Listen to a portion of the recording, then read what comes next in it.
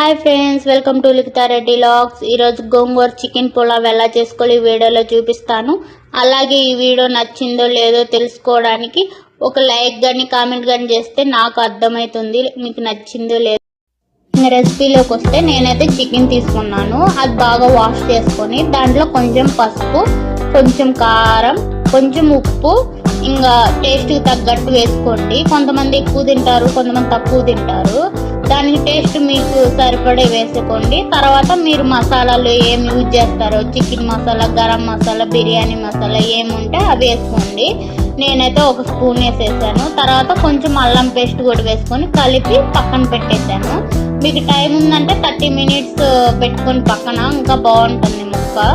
ఇంకా తర్వాత గోంగూర పేస్ట్ తయారు చేయడానికి అయితే నేను ముందుగా అయితే ఒక కడాయి తీసుకొని దాంట్లో కొంచెం ఆయిల్ వేసాను. ముందే నేను ఒలిచి కడిగి పెట్టుకున్నాను ఒక 2-3 సార్లు. గోంగూరను అయితే మనం సేమ్ దీంట్లో అయితే ప్లెయిన్గా చేస్తున్నాం. గోంగూర పేస్ట్ అయితే దీంట్లో ఉప్పు కానీ కారం, పచ్చిమిర్చి ఏమి యాడ్ చేయట్లేదు. ప్లెయిన్గా ఉడకబెట్టుకొని పేస్ట్ తయారు చేసుకోండి. గోంగూరలో వాటర్ అంతా పోయి కొంచెం మనకు పేస్ట్ లాగా తయారవుతుంది. అది తీసి ఇంకా ఉడకబెట్టేసుకొని ఇంకా పేస్ట్ అయితే రెడీ అయిపోయింది. ఇంకా చల్లారేలోపు ఇంకా మనం రైస్ నానబెట్టుకున్నాం. దీనికి రైస్ ఏం నానబెట్టే అవసరం లేదు, కానీ రైస్ అయితే నేను 1 గ్లాస్కి 1.5 గ్లాసు వాటర్ పోస్తాను.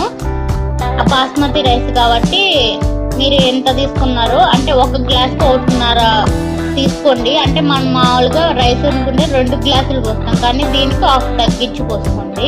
ఇంకా పేస్ట్ అయితే చల్లారిపోయింది.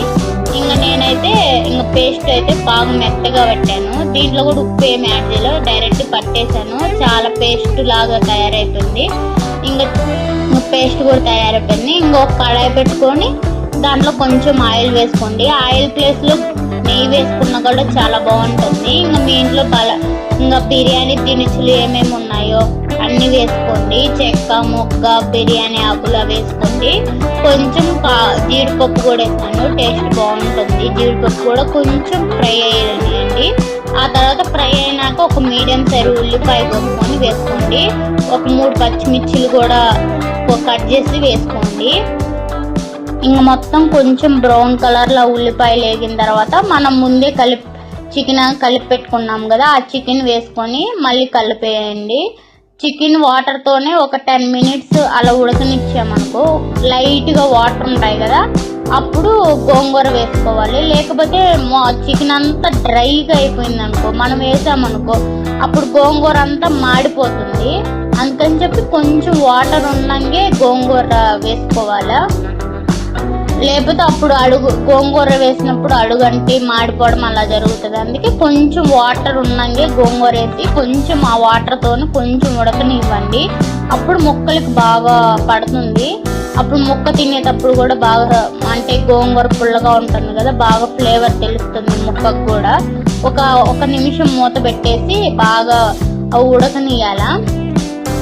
ఇంకా గోంగూర అయితే కొంచెం ఎక్కువే తీసుకోవాలి. పులావ్కి కొంచెం పుల్లగా ఉంటుంది కదా, కొంచెం కారం కూడా ఎక్కువ పడుతుంది. మనం టేస్ట్ చూసుకొని కారం కూడా కొంచెం ఎక్కువ వేసుకోవాలి. అప్పుడు పుల్లగా కారంగా బాగుంటుంది చికెన్ పులావ్ అయితే.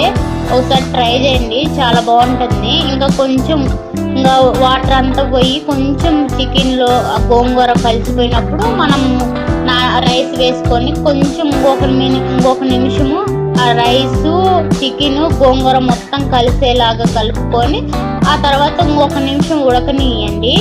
మళ్ళీ అడుగంటుద్ది. నేనైతే స్టీల్ది కాబట్టి మధ్యలో చెక్ చేసుకుంటా చూశాను. అడుగంటుకోకుండా చూసుకోండి, కొంచెం వాటర్ ఉండే తేమ అడుగును ఉండేటట్టే. ఇంకా మొత్తం 1 నిమిషం తర్వాత ఉడికిన తర్వాత నేనైతే వాటర్ పోసుకుంటున్నాను. వాటర్ నేను చెప్పాను కదా, 1 గ్లాస్కి 1.5 గ్లాస్ అని వాటరు సేమ్ అలాగే పోసుకున్నాను. మామూలుగా అయితే మనం 2 పోస్తాం కదా, దీనికైతే 1.5 పోస్తున్నాను. ఇంకా తర్వాత మీకు టేస్ట్ వాటరు, ఉప్పు, కారం అవన్నీ సెట్ చేసుకోండి. నాకు కొంచెం ఉప్పు తక్కువ అనిపించింది, అందుకని వేసేసినాను. మళ్ళీ రైస్ వేసి వాటర్ పోస్తాం కదా, అప్పుడు ఎక్కువ కలపొద్దు. అంటే బాగా కలిపామనుకో ముక్క అనేది, అంటే బియ్యము ఇరిగిపోతుంది. అప్పుడు బాస్మతి రైస్ పొడుగ్గా ఉంటుంది కదా, పొడుగ్గా రాకుండా చిన్న రైస్ లాగా కట్ అయ్యి వస్తుంది. అందుకని చెప్పి ఎక్కువ కలపొద్దు.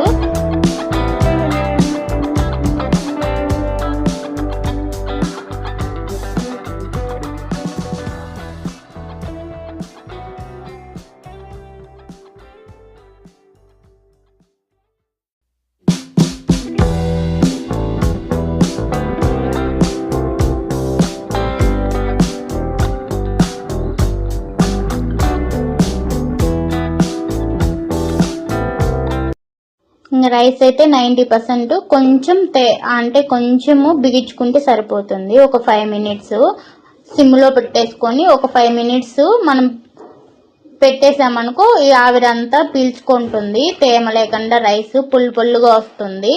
ఇంకా వేడిగా మనకు గోంగూర చికెన్ పులావ్ అయితే రెడీ అయిపోయింది. దీనికి కాంబినేషన్గా నేనైతే చికెన్ ఫ్రై చేశాను. చికెన్ ఫ్రై రెసిపీ కావాలంటే కింద లింక్ ఇస్తాను, అదే మన ఛానల్లో ఉంది. ఈ వీడియో కానీ నచ్చుంటే లైక్ చేయండి.